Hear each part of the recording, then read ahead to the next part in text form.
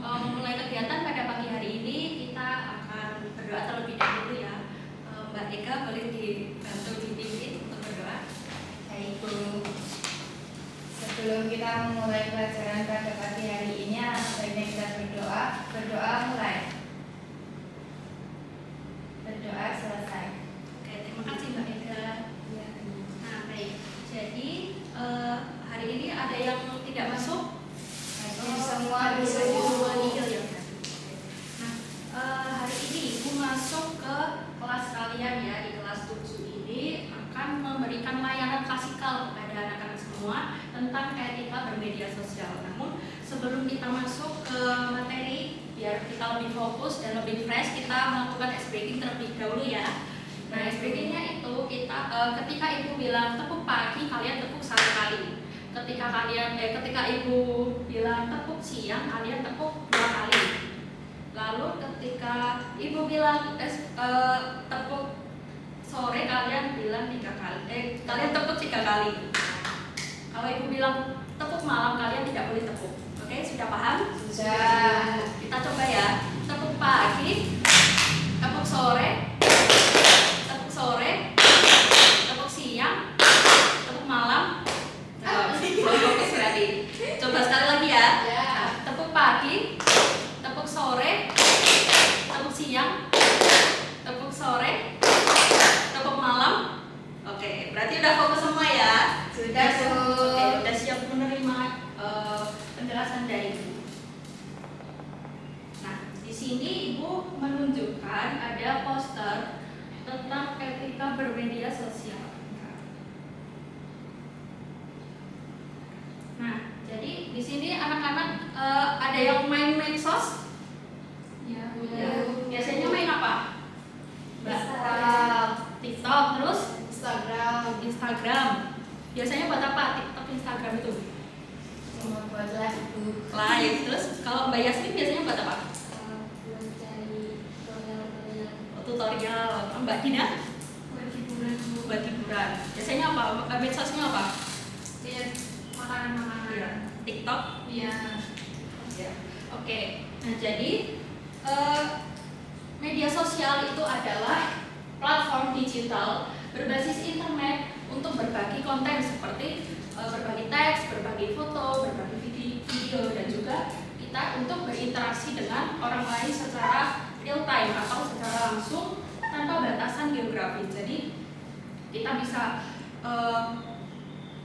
chattingan sama orang luar negeri atau teman kita yang di luar pulau seperti itu.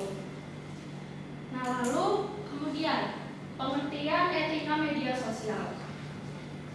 Jadi ketika kita bermain media sosial itu kita juga harus menerapkan etika-etika bermedia sosial supaya apa? Supaya kita tidak merugikan diri kita sendiri dan juga orang lain. Nah, selanjutnya ada 5 poin etika bermedia sosial. Untuk poin yang pertama boleh dibantu dibacakan Mbak Diva.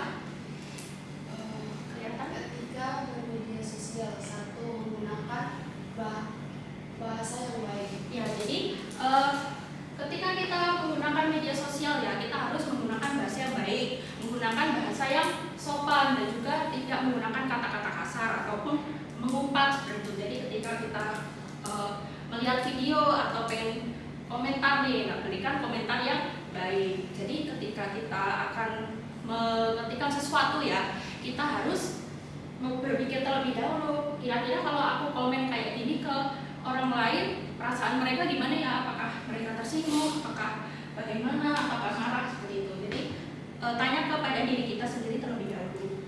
Lalu untuk yang kedua, boleh dibantu dibacakan Mbak Yasmin.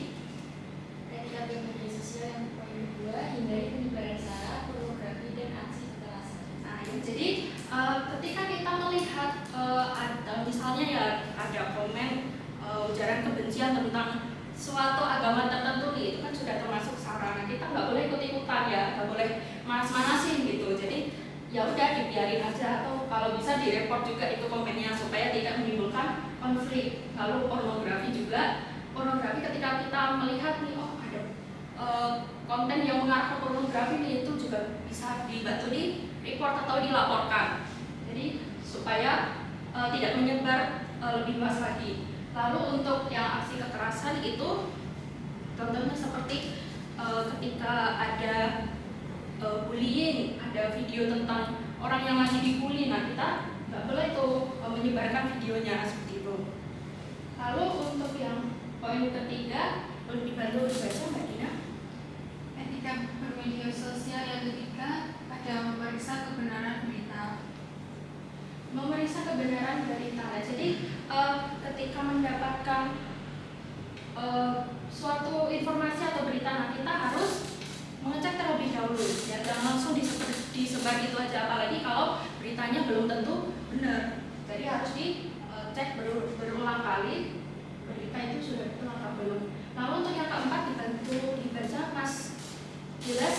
Oke, yang keempat ya, menghargai hasil karya orang lain. Menghargai hasil karya orang lain. Nah, jadi di sini maksudnya adalah ketika kalian ingin membagikan konten seperti foto atau video milik orang lain, nah ada baiknya kalian juga harus mencantumkan sumber ya atau kredit kepada pemilik aslinya. Jadi tidak boleh kalian mengklaim bahwa oh ini misal nih ada video terus kalian posting di akun kalian terus kalian klaim sebagai ini editan aku nih, itu tuh nggak boleh karena apa? Karena setiap hasil karya itu memiliki jerih payah dan juga kreativitasnya seseorang, jadi kita tidak boleh mencuri seperti itu. Lalu untuk yang kelima poin poin kelima boleh dibantu dibaca Mas Bayhaki. Poin kelima, jangan terlalu mengumbar informasi pribadi. Nah jadi mengumbar informasi pribadi, contohnya ada yang tahu informasi pribadi contohnya apa saja? Ya, alamat rumah, terus apa lagi? Nomor HP, termasuk nomor HP, terus apa? Tanggal lahir. Tanggal lahir, terus foto keluarga termasuk? Ya, termasuk. Nah itu juga tidak boleh kita terlalu mengumbar ya, takutnya ada orang yang memang ingin berniat jahat kepada kita, karena kita kan tidak tahu ya dunia maya itu seperti apa, ada niat mereka itu apakah ada niat buruk atau tidak, kita kan tidak tahu. Jadi untuk jaga-jaga saja. Nah, lalu yang selanjutnya ini manfaat menggunakan media sosial dan juga menerapkan etika bermedia sosial. Untuk yang pertama yaitu media sosial dapat menjadi tempat yang menyenangkan sekaligus informatif. Menyenangkan kan contohnya tadi kayak siapa Mbak Dina tadi untuk cari video makan-makan gitu ya di TikTok, itu kan buat hiburan. Lalu untuk informasi contohnya siapa Mbak Yasmin tadi mencari informasi di Instagram untuk cari tutorial seperti itu. Nah, lalu yang kedua yaitu manfaat menerapkan etika bermedia sosial, yaitu mengurangi resiko konflik dan kesalahpahaman di dunia maya. Contohnya kayak kalau misalkan kalian itu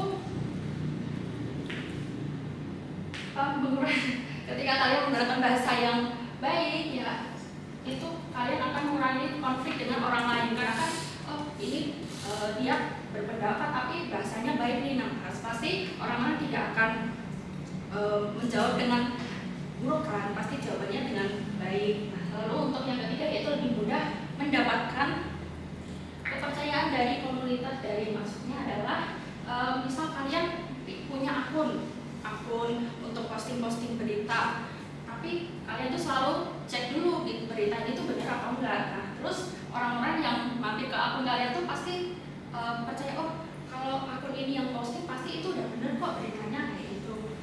Lalu ini sudah selesai materi yang Ibu bacakan. Nah, kita lanjut ke diskusi kelompok. Jadi ini Ibu memiliki lembar kerja peserta didik yang berisi studi kasus, contoh studi kasus. Nah, Ibu sebelumnya akan membagi kalian menjadi 3 kelompok ya, masing-masing 2 orang. Karena ini ganjil, yang satu boleh bergabung. Ini Ibu berikan LKPD-nya, lalu kalian amati. Setelah itu kalian kerjakan soalnya ya secara berkelompok. Nah, besok minggu depan kalian presentasikan hasil diskusinya di depan kelas. Oke? Baik, Sudah paham? Sudah. Oke, dari materi yang Ibu jelaskan tadi, apakah ada yang ingin bertanya? Mungkin saya butuh. Oke, boleh. Tadi Pak, Oke. Tadi aduh maaf. ya nggak apa-apa. Ya, agak bisa. Kan ada etika bersosial media ya. Ya, saya mau bertanya. Dampak buruk yang tidak menerapkan etika bermedia sosial itu apa saja? Mungkin secara langsung kita Nggak sadar gitu. nggak sadar.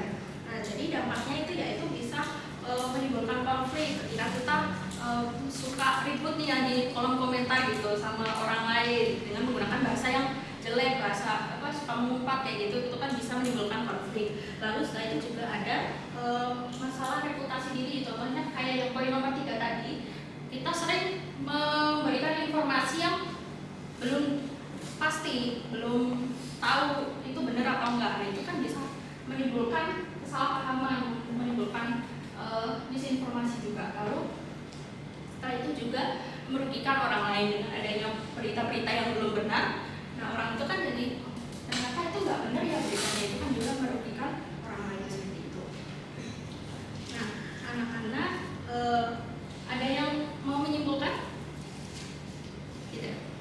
Tidak ada, oke.